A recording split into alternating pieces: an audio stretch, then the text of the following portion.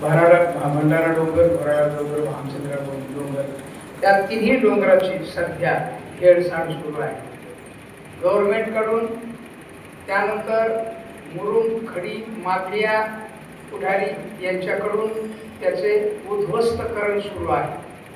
अर्थात हे उद्ध्वस्तकरण होऊ नये याच्याकरता हरिभक्त परायण मधुसूदन पाटील हे प्रयत्न करतायत. त्यांची समिती आहे तपोभूमी डोंगर बचाव अशा प्रकारची समिती. त्यामध्ये मराठा महासंघ आता त्यांच्या सहकार्याला उतरलेला आहे आणि येत्या 10 मार्चपासून आझाद मैदानावर भव्य मोर्चा आणि उपोषण असं ठिय्या आंदोलन असं करायचं ठरलेलं आहे. त्याच्यामध्ये मी पण स्वतः आहे.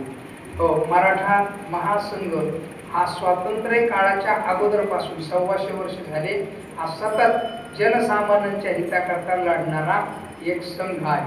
मराठा सेवा संघ ते बाकीचे हे वेगळे बरं काय, हे आत्ताचे येतं आणि ते निराळ्या तत्वज्ञानाचे. मराठा महासंघ त्याला अण्णासाहेब पाटील वगैरे हे असे मोठ्या मोठ्या लोकांची त्याला भूमिका आहे.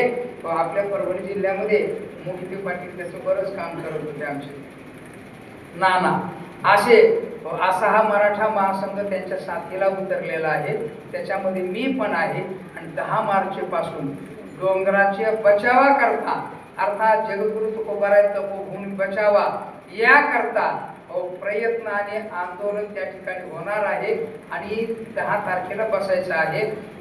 आष्टेकर आप्पा जेवढा खर्च होईल जेवणाचा तेवढा करणार आहे. आष्टेकर आप्पा म्हणजे पुण्याला आष्टेकर ज्वेलर्स आहे ना, ते आप्पा म्हटले जेवढा खर्च होईल जेवणाचा वारकरी येतील 2000, 4000, 5000, 10000 सगळ्याचा खर्च मी करील.